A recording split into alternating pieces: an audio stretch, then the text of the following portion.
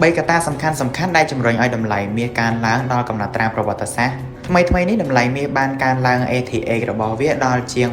$4,300ក្នុង1អោនដែលជាការបន្តនិន្នាការកើនឡើងជាប់ៗគ្នាក្នុងរយៈពេល8សប្តាហ៍តម្លៃប្រាក់បានឡើងដល់ជិត$52ក្នុង1អោនខណៈដែលតម្លៃ Platin និង Palladium ក៏បានកើនឡើងខ្លាំងផងដែរដែលនេះបង្ហាញពីការកើនឡើងជាទូទៅនៃតម្លៃលោហៈធាតុមានតម្លៃមួយហានិភ័យភូមិសាស្ត្រនយោបាយជំរុញឲ្យមានតម្រូវការទ្រព្យសកម្មសុវត្ថិភាពការកើនឡើងនេះត្រូវបានជំរុញដោយអស្ថិរភាពសកលដែលកំពុងកើនឡើងកត្តាសំខាន់រួមមានការដួលរលំនៃរដ្ឋាភិបាលបារាំង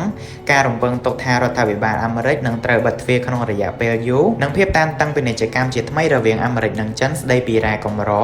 ការកើនឡើងនៅការជៀសវាងហានិភ័យកំពុងជំរុញឲ្យវិនិយោគិនងាកទៅរកទ្រព្យសកម្មសុវត្ថិភាពការបន្ធូរបន្ថយគោលនយោបាយរូបិយវត្ថុ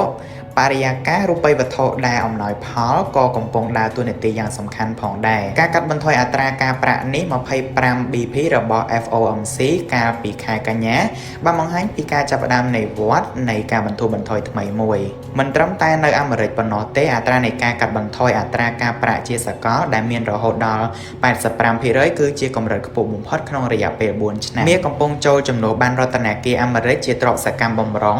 ការផ្លាស់ប្ដូរដ៏ធំមួយកំពុងកើតមានឡើងស្របពេលជាមួយនឹងការទិញចូលមាសយ៉ាងសកម្មពីសំណាក់ធនាគារកណ្ដាលនានាបច្ចុប្បន្នទុនបម្រុងមាសផ្លូវការមានតម្លៃលើសពី$5 trillionដែលបានវាយដាច់បានរដ្ឋាភិបាលអាមេរិកតម្លៃ$3.9 trillionដែលកាន់កាប់ដោយស្ថាប័នបរទេសឲ្យទទួលបានព័ត៌មានបន្ថែមប្រចាំថ្ងៃបងអាចចូលទៅក្នុងក្រុម Telegram របស់យើងបាន